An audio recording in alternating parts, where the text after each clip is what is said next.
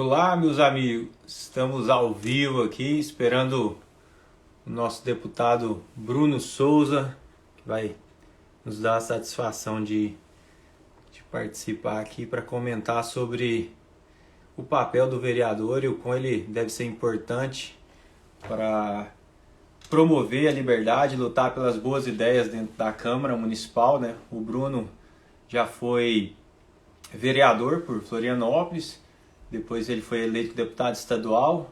Hoje ele é uma referência aí do liberalismo, do Partido Novo, um excelente nome, e vai compartilhar conosco aqui a sua experiência.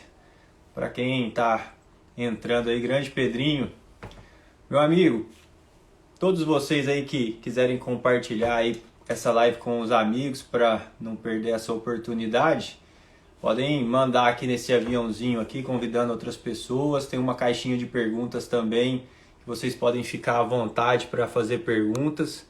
O Bruno já deve estar quase entrando aqui e a gente inicia esse bate-papo, né?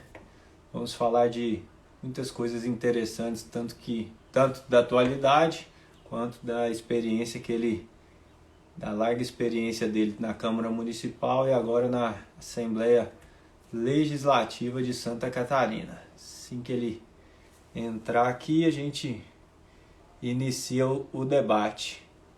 Bruno é um defensor assíduo da liberdade, né? Ele teve um papel de destaque aí na regulamentação, na tentativa, né, no impedimento da regulamentação do Estado na questão do Uber, né? Ele liderou lá grandes projetos para não deixar que o Estado interferisse de fato aí na população. Ó, o Bruno acabou de entrar aqui, vou iniciar nosso bate-papo.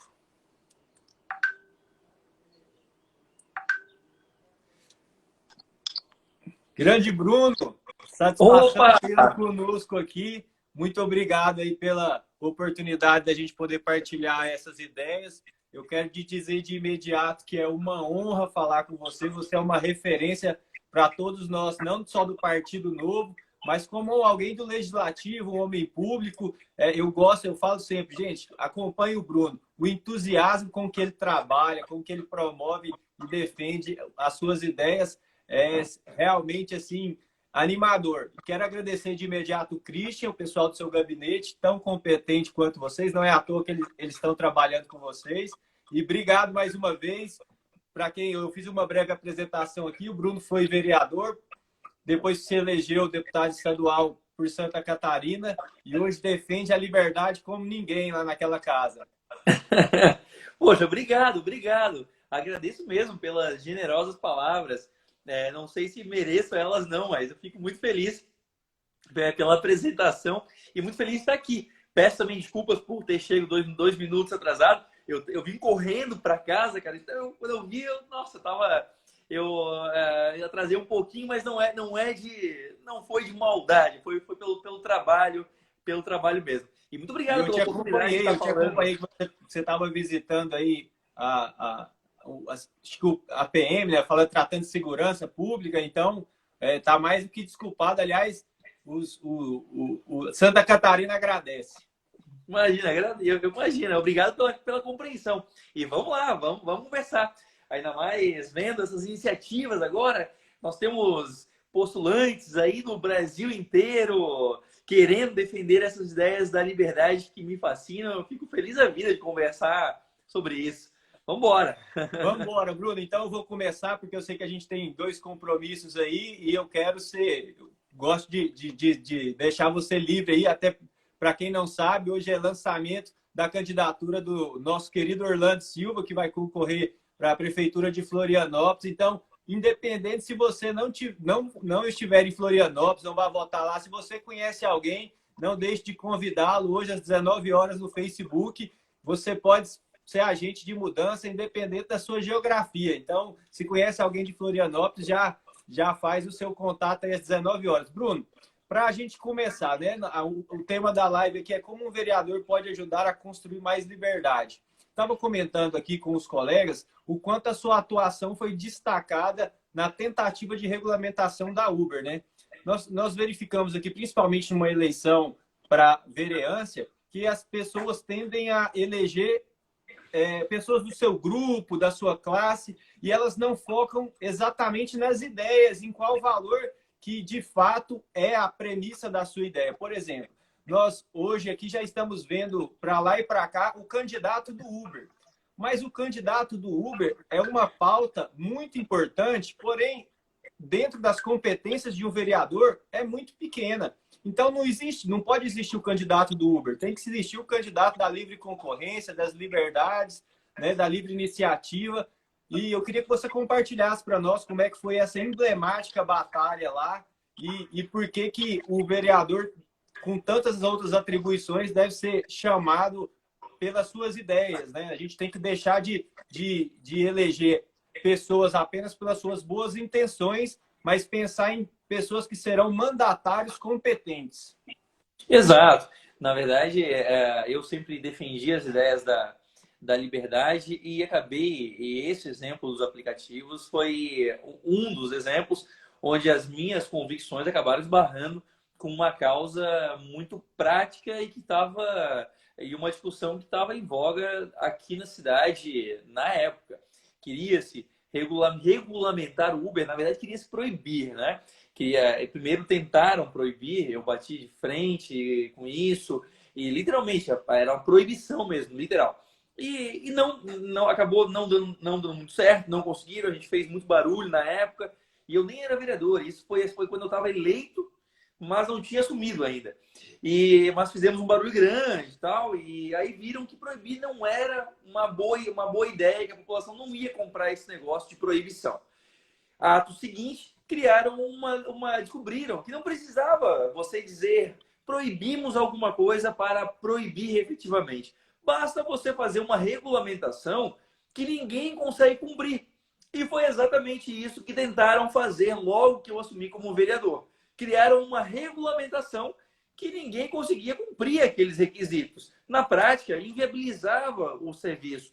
E aí eu denunciei isso, fui para cima. E no começo era um vereador contra 22, né? Porque a pressão do sindicato, do táxi, era muito forte aqui.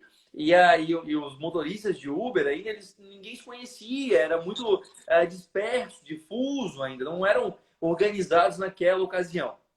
Só que o debate acabou servindo para que eles se unissem ali, se conhecessem, as manifestações foram acontecendo, os grupos foram surgindo, e a gente conseguiu barrar essa iniciativa de regulamentar / proibir aqui. Tentaram mais uma vez depois de alguns meses. Novamente, aí já com eles mais organizados, e na Câmara eu já com mais alguns vereadores que tinham entendido que não dava para segurar a força da tecnologia, que o mundo não é uma foto, o mundo é um filme, as relações são dinâmicas, a tecnologia ela vem e a gente tem que conviver com ela, enfim, não dá para tentar ficar represando. E com mais essa tentativa, os motoristas mais organizados na Câmara, eu com 2 ou 3 vereadores também que acreditavam, a gente segurou de novo essa tentativa. E aí a terceira tentativa foi eles tentaram fazer a calada da noite, assim, de um dia para o outro e tal, mas a gente viu, eu entrei na justiça e barrei a votação. E aí, novamente, isso aconteceu não por eu ser o defensor de uma categoria específica, mas porque eu defendo a liberdade, que é um conceito difuso e que a liberdade, o candidato que defende pela liberdade, ele defende os valores a sociedade desorganizada, ele defende princípios. Então, o mesmo princípio que me fez defender a liberdade de escolha da população e a liberdade de trabalho do motorista, hoje, por exemplo, me faz ser o defensor aqui na Assembleia Legislativa do homeschooling, da educação domiciliar, porque existem diversas famílias no estado, cerca de 1000 famílias que são perseguidas por conta de pelo Estado por conta de uma decisão familiar. Então, quando você defende conceitos e princípios e valores, você não defende uma classe especificamente, você é defensor da sociedade como um todo, da sociedade em geral, mesmo que ela não saiba muitas vezes que você está lutando, defendendo ela lá na Câmara. Perfeito, Bruno. E é esse realmente o debate que eu quis tratar aqui, porque não faz sentido cada aplicativo eleger o seu defensor. Se todo mundo entender a premissa da ideia, qual o conceito, o valor que deve ser defendido, é muito mais fácil você fortalecer as suas ideias. Por isso que a gente deve pensar para além das boas intenções de um candidato, se ele de fato vai conseguir exercer com competência o seu mandato, porque uma gestão eficiente ela vai beneficiar a todos, né? Então, não vai ser um aplicativo, serão vários, né? E eu achei muito interessante algo que você falou aí sobre realidades distintas, elas impõem um remédio diferente para cada um. Eu lembro que você está brigando arduamente aí, inclusive com uma proposta de PEC, né, pela Assembleia Legislativa do Estado, que acho que quem não é... Eu tenho formação jurídica, né? Eu sou advogado, então eu sabia da possibilidade, mas muita gente desconhece, né? E existe essa questão do pacto federativo nosso que atrapalha demais cada localidade específica do grande continental país, né, que é o Brasil. E queria que você contasse para todos aí. Eu sei que é um tema que não é um tema mais complexo de se debater, mas eu tenho certeza, eu adorei quando você colocou isso no debate. Até a Maria Luísa Trajano, da Magalu, ela trouxe esse conceito também sobre tratar realidades diferentes, exige remédios diferentes. Então, perfeitamente. Aliás, se a gente verificar os dados do auxílio emergencial em cada um dos estados, nós vamos verificar o quanto é discrepante a realidade de cada um dos entes federativos, né? A gente vê que dos 27 estados, 25 tem mais gente recebendo o auxílio emergencial do que a CLT. Quer dizer, se tem alguém que está 4 vezes a mais, ele precisa de uma energia maior do que os outros dois lá que já tem paridade ou tem mais gente trabalhando. Queria que você comentasse sobre isso e parabenizar mais uma vez por essa iniciativa. Esse debate é bastante importante. Então, nós vivemos, né, eu adoro esse tema porque para mim é um dos temas mais importantes do Brasil, institucionais. Eu sempre penso em instituições. Eu não penso muito, não fico fazendo plano de longo prazo baseado em governos. A gente tem que pensar em instituições, em como melhorar as nossas instituições, independente dos governantes agora. Porque os governantes, eles passam, né? As instituições, elas ficam. Esse governo vai passar, o anterior passou, o próximo vai passar. Mas as instituições, elas ficam. E um dos maiores problemas institucionais do Brasil é esse nosso federalismo de mentirinha. Nós somos um país, teoricamente, e na Constituição, um país federalista, mas nós temos características de um país unitário. Ou seja, um país que o poder está centralizado. E esse é um baita de um problema. É um baita de um problema por quê? Porque as decisões são levadas para longe das pessoas, onde as pessoas vivem, moram e têm as suas necessidades.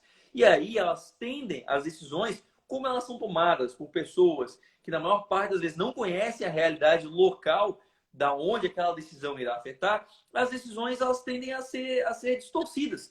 Elas não são decisões tomadas perto da população que vai sofrer as consequências daquelas decisões.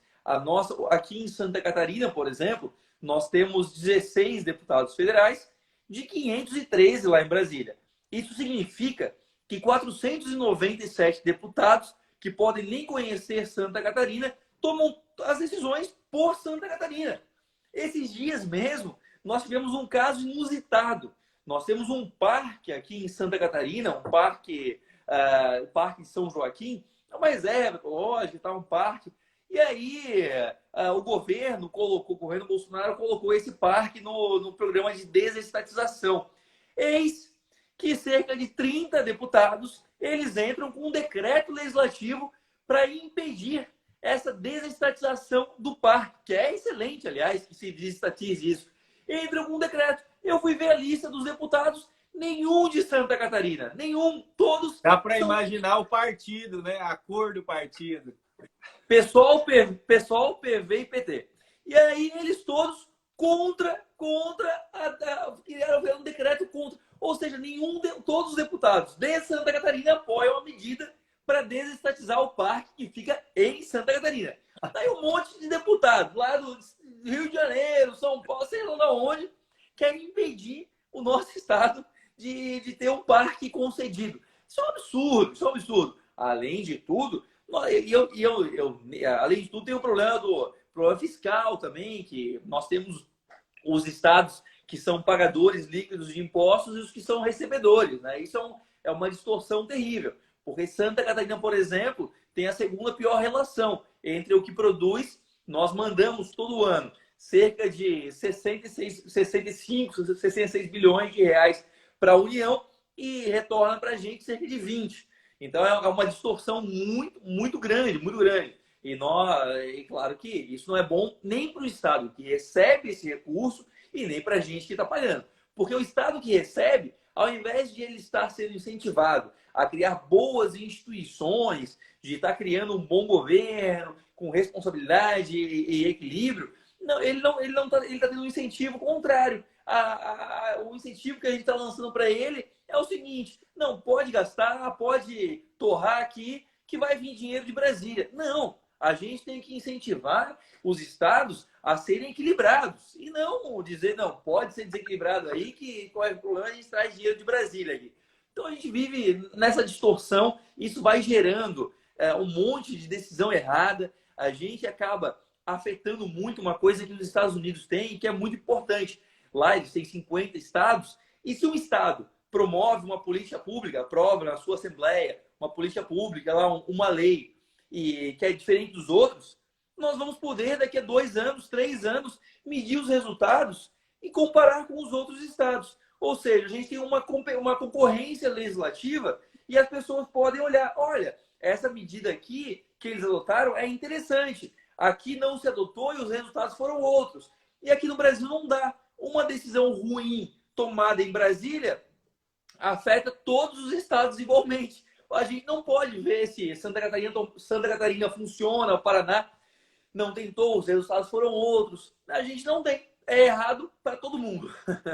Muito bem citado o exemplo. Inclusive, eles têm competência penal, né? Os estados lá. Então, E um país nosso, com os crimes, né? Os índices de criminalidade tão exorbitantes, né? Que se compara, às vezes, a países em guerra, era uma excelente medida para se tomar mesmo, né? E eu vejo... As assembleias, infelizmente, as assembleias foram esvaziadas. É uma tendência para quem... Olha só, quem fortaleceu muito essa tendência foi Getúlio Vargas. Então, obviamente, coisa boa não viria daí, né? Ele quando fez a Revolução de 1930, uma das coisas que ele fez na sequência, de 1930 a 1944, nós tivemos apenas 2 anos de assembleias funcionando. Apenas 2 anos. Se fechou todas as assembleias, os governadores foram nomeados. Ou seja, se centralizou, porque a ideia era centralizar tudo, na época era no Rio de Janeiro, e para ter uma união forte e estados fracos. Porque o Getúlio, como todo bom ditador, tinha medo de dispersão e concorrência de poder. Então ele não queria que os presidentes de estado, naquela época eram presidentes, ele mudou até isso, agora se tornaram governadores, ele não queria que eles tivessem em poder também, essa concorrência entre o poder. O poder centralizado serve bem para isso. Ele favorece aos autoritários. Mais um motivo para a gente trabalhar pela dispersão do poder. Com certeza, né? E daí, eu gosto sempre de retomar, falar qual é o princípio que a gente está defendendo aqui? O princípio da descentralização, né? Tanto o econômico quanto das competências, né? Eu acho que o Paulo Guedes, que gosta muito de falar que deve ser menos Brasília e mais Brasil, né? Justamente para... E a gente está estendendo a competência aqui, além do orçamento e das receitas, né? Outras competências, justamente porque cada um da sua localidade saberá, né, terá mais conhecimento sobre as demandas locais do que 513 lá, ou os demais que não são da sua região, né? Perfeitamente. Olha, teve uma pergunta aqui um pouco descontraída. A gente pode abordar o tema sobre o âmbito das legislações inúteis, né? Bora! A pergunta é se os cachorros da Penha estão obedecendo a legislação. Não tem... Parece que começar, que eles estão tendo ter um tempo de adaptação, né? Então estão frequentando aí a escola para ver se aprendem a não latir aí. Estão tentando lá, estão tentando. Explica para quem não sabe aí, Bruno, o que aconteceu aí, porque eu sei que é da região, né? A Penha é um município daí de vocês, e eles proibiram os cachorros de latir, não é isso? Exatamente. A revelia Olha, de Darwin e a teoria da evolução aí da espécie. exato, só vai restar os cachorros mudos aqui, né? A gente vai eliminar os que latem, vão ser eliminados aqui. Penha, que é uma cidade aqui pertinho, acabou aprovando uma lei proibindo os cachorros de latir. Mas, gente, como que vai fazer isso? Primeiro, já é um absurdo a matéria, né? E depois, o objeto da proibição. Como é que você vai proibir o cachorro de latir, né? Provavelmente, a intenção do legislador foi fazer com que o dono, né? Deveria ter sido o dono, o alvo, enfim. Estaria errado igual, tá? Mas eu acho que a intenção dele foi essa. E como o pessoal às vezes faz as coisas meio de forma atabalhoada, aí resolveram proibir os cachorros de latir. Ou seja, o sujeito da legislação alvo é o cachorro. Como é que você vai... E não pode alegar nem ignorância, né, Bruno? Nem ignorância da Exato. lei. Não pode, porque a lei a LIC, né, fala que não pode alegar o desconhecimento da lei. Então, meu Deus, o que vai ter de cachorro preso aí por descumprir a lei? Enfim, mas foi essas coisas assim. Aí um monte de vereadores saíram alegando que não leram a matéria e tal. O que eu não sei se é pior ou se é melhor. Aprovado, né? por unanimidade, né? Exato. O que eu não sei se é pior ou não, né? A pessoa aprovar, a pessoa paga, a função dela é ler lei e aprovar. Como é que é? Poxa, como é que tu não lê a matéria? Infelizmente, foi o que aconteceu.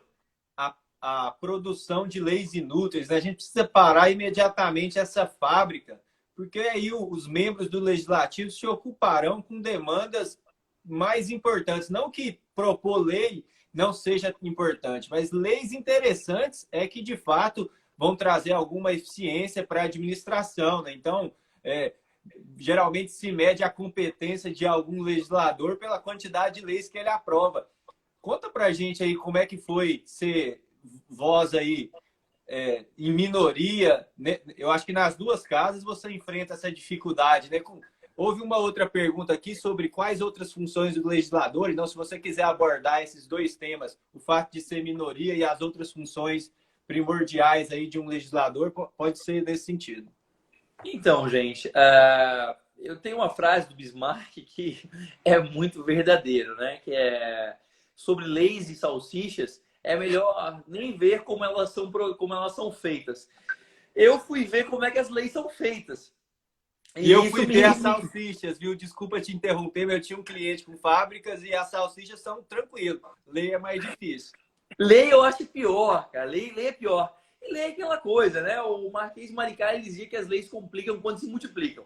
Como já existe leis, basicamente, para aquilo que era essencial, que é a defesa dos direitos negativos, que é o não roubar, a proibição de roubar, a proibição de matar, a proibição de fazer crimes que lesam a vida e o patrimônio. Essas leis basicamente, elas já existiam.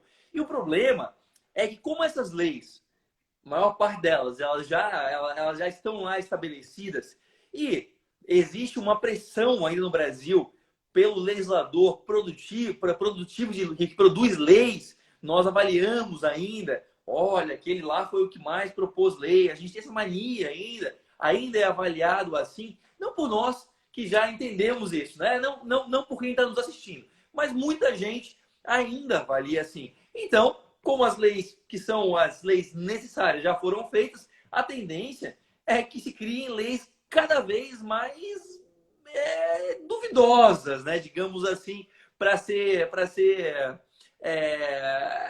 gentil aí, para ser cordial. Então, só vem leis cada vez mais estranhas.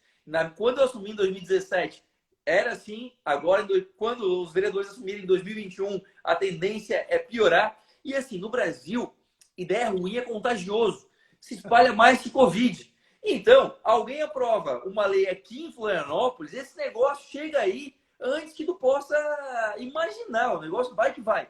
Eu lembro de uma época que o pessoal resolveu aprovar, todo mundo aprovou uma dessa, proibir sal na mesa de bar e restaurante. Esse negócio se tornou uma febre. Isso aí tinha em tudo que era cidade, tinha uma lei dessa para chamar de sua. O problema é que as leis são feitas pelas suas intenções. O sujeito que fez essa lei, por exemplo, ele teve essa ideia péssima, porque ele estava vendo a sua intenção. Ah, eu vou assim diminuir a hipertensão. Só que as pessoas não medem os resultados, que é como nós deveríamos avaliar as leis, pelos seus resultados, não pelas suas intenções.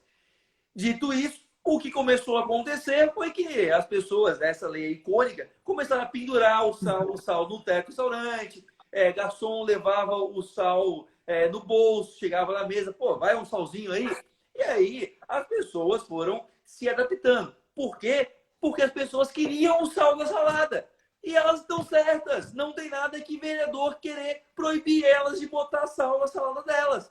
Liberdade, gente, é a liberdade para acertar e para errar. Não existe liberdade, não existe uma liberdade só para fazer o que é certo, só para fazer o que um legislador acha certo. Isso não é liberdade, isso não é liberdade. Isso é igual a liberdade de expressão para falar só o que agrada. Isso não é liberdade. Então, essas leis acabam se tornando cada vez mais duvidosas. Eu enfrentei diversas aqui. Fui o vereador que mais arquivou leis aqui. Eu era da CCJ, Comissão de Constituição e Justiça.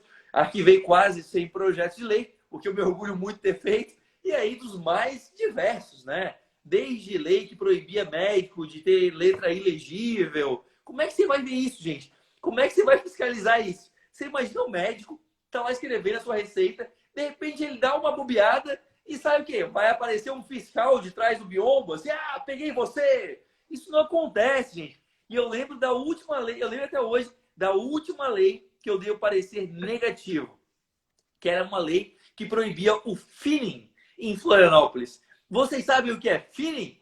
Eu imagino que não. Eu também não sabia o que era finning. Aí eu fui pesquisar. Finning é você pegar um tubarão vivo, tirar a barbatana e devolvê-los ao mar. O problema é que Florianópolis não tem tubarão. Isso é igual proibir a retirada de chifre de rinoceronte branco aí. Entendeu? Não pode provar a lei, mas qual é o motivo disso? Não sei. É só para ter excesso de produção legislativa. É só isso. Então, essas coisas vão se multiplicando, sabe? E precisa de a gente lá, de um vereador liberal, de pessoas que tenham a nossa bandeira, para dizer, pera lá, isso aqui é um absurdo, né? Porque senão, gente, o que começa a acontecer é o seguinte, as cidades começam a se tornar o que eu chamava Florianópolis. Eu chamava Florianópolis da cidade do não. Aqui não era mais a cidade do sim ao empreendimento, ao sonho, à vida das pessoas. Era a cidade do não. Não pode isso, não quero empreender, não quero fazer, não pode fazer, não pode empreender, não pode sonhar, não pode viver, não pode construir. Acaba se tornando isso. Porque a gente começa a botar tantos entraves em tudo que a cidade fica bloqueada. A prefeitura se torna máxima e o cidadão mínimo.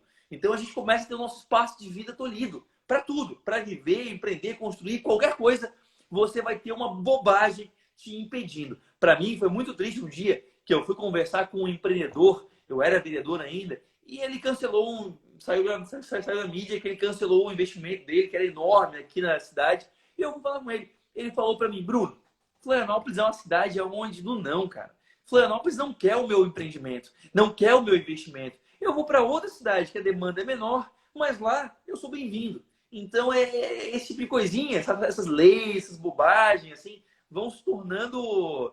Chega um momento que isso se torna um problema muito sério para as cidades. E a gente precisa estar lá para defender a liberdade.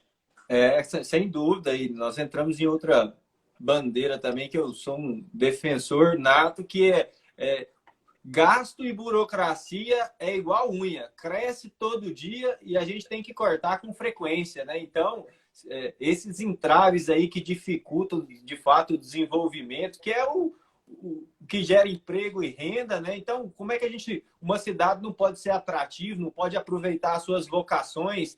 Realmente é um absurdo.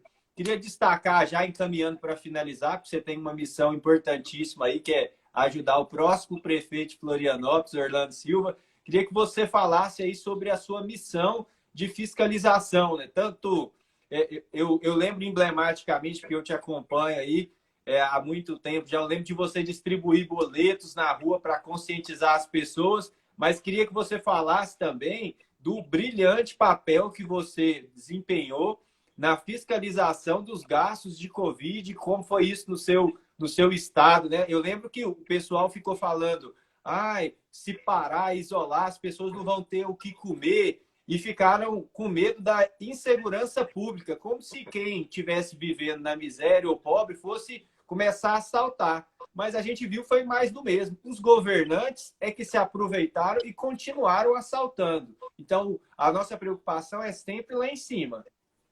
Exato. Enfim, eu passei a vida, eu sou empreendedor, então aprendi desde cedo, eu entendi desde cedo que o Estado ele olha para a gente de uma forma estranha, assim, ele acredita, ele tem uma visão de mundo diferente do nosso. E ele tem dois problemas, né? Primeiro, que ele acredita que o leite vem da geladeira. Geralmente, quem vive da burocracia, o estamento político, o estamento burocrático, eles têm dificuldade de entender o setor produtivo, entender que a gente precisa ter liberdade para produzir, até mesmo porque é o setor produtivo que puxa o carro, né? Não tem. Se não tivesse setor produtivo, meu amigo, esquece. Não tem Brasil. A hora que a gente tem sorte que o brasileiro é um povo fera, assim, é um povo empreendedor, inventivo e com muita vontade. Porque senão a gente tava lascado. Assim, se tá mal assim, imagina se a gente não tivesse um espírito empreendedor. E a outra coisa também que sempre me incomodou, além dessa visão que o Estado tem na gente, é que eu sempre vi assim, poxa, eu olhava os países envolvidos e um pouco mais decentes, e é curioso, lá eu via que era o Estado que passava os dias dando satisfação para a sua população. Aqui era eu que vivia os dias tendo que dar satisfação para o Estado. E aí eu falei assim, não, agora que eu me elegi, eu quero inverter as coisas agora. Agora eu vou me vingar aqui desse negócio. Agora sou eu que vou para cima. E aí comecei a fiscalizar o Estado e comecei a botar o dedo na ferida. Até mesmo, porque se eu falei até agora mal da nossa produção legislativa, obviamente eu prefiro muito mais ser um parlamentar que revoga leis do que aquele que mais propõe leis. O meu foco não é ser o grande produtor de lei, nunca foi.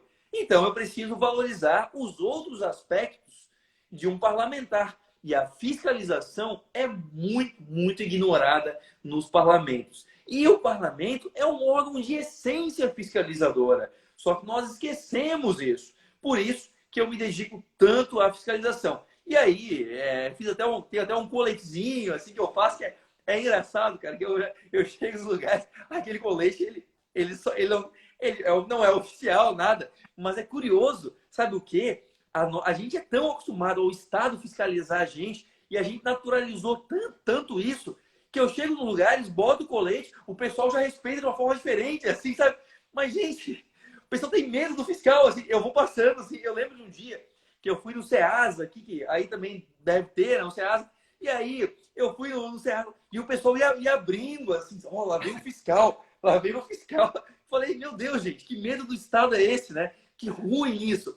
E aí eu vou em tudo que é lugar, fiscalizo, consegui já fazer muita coisa bacana, obra paralisada a gente conseguiu entregar, consegui bloquear os bens da empresa que vendeu respiradores fantasmas para Santa Catarina. Agora, recentemente, impediu um edital de 77 milhões de reais em publicidade, consegui fazer a entrega do aeroporto do Planalto Serrano aqui em Santa Catarina, que estava paralisado desde 2002, o que é um absurdo. E isso tudo fiscalizando, indo para cima, cobrando, fazendo representações públicas, usando os nossos órgãos de controle, enfim, fazendo da forma como das ferramentas que a gente tinha à nossa mão. Mas, novamente, eu gosto sempre de falar desse tema da fiscalização, porque isso é uma função que os parlamentares do Novo, especialmente nós, aí a galera que é liberal, tem que fazer, mesmo se não for de outro partido, mas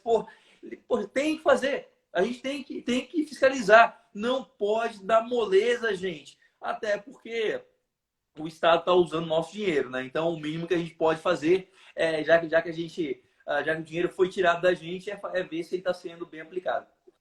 Exatamente, acho que, e aí trazendo para a questão dos gastos, eu já estou finalizando, Bruno. Dom Pedro, ele dizia que o gasto inútil é um furto à nação. Imagina os desvios, então, né? Então, realmente, eu acho essa a função mais primordial de um legislador, até porque essa ele não depende de mais ninguém. É só ele mesmo ir à frente. Bruno, queria te agradecer, sei que você tem um compromisso aí, foi um prazer, uma satisfação, eu quero dizer pessoal, porque quando eu falo assim, gente, se eu tenho alguém para indicar para você seguir, siga o Bruno. Pelo entusiasmo, pela competência e, de fato, não é para rasgar elogios, nem para você ficar com falsa modéstia, não. Mas eu tenho certeza que nós precisamos de líderes como você. Santa Catarina está de parabéns. Eu tenho certeza que é só o começo de uma transformação política no cenário dessa região aí. Goiás ainda não tem representante do Novo ainda. Até 16 de outubro aí já tem gente, com certeza, com mandato aí próprio para isso. Obrigado mais uma vez. Obrigado ao Christian. Boa sorte a você nessa ajuda aí ao Orlando Silva, que vai fazer com muita competência essa campanha aí para libertar Florianópolis, a próxima cidade do Sim. Amém, amém. Vamos lá, tomara, tomara. Obrigado mesmo, viu? Agradeço demais as palavras, fiquei bem feliz de ter participado. E, cara, força aí. Quem tá vendo esse ao vivo e acompanha, vamos lá, vamos apoiar, sigam aí o PV, vamos apoiar ele, porque, olha, a parte mais difícil ele tá fazendo já, ó. Quer ter as ideias certas e botando a cara a tapa aí botando o seu nome à disposição. Então, você é amigo dele, ajude ele. Eu vou te cobrar, hein? Eu quero ver você ajudando ele, hein? Ajuda porque, poxa, é muito bacana, assim. A gente apanha demais, sofre bastante, mas no final vale a pena porque a gente faz o que acredita. Então, obrigado pela oportunidade. E você, amigo PV, ajuda ele. Obrigado, Bruno. Fica com Deus aí. Um abraço para você e para o Orlando aí nessa batalha aí para fazer Florianópolis a próxima cidade do Sim. Um abraço. Valeu, tchau, tchau.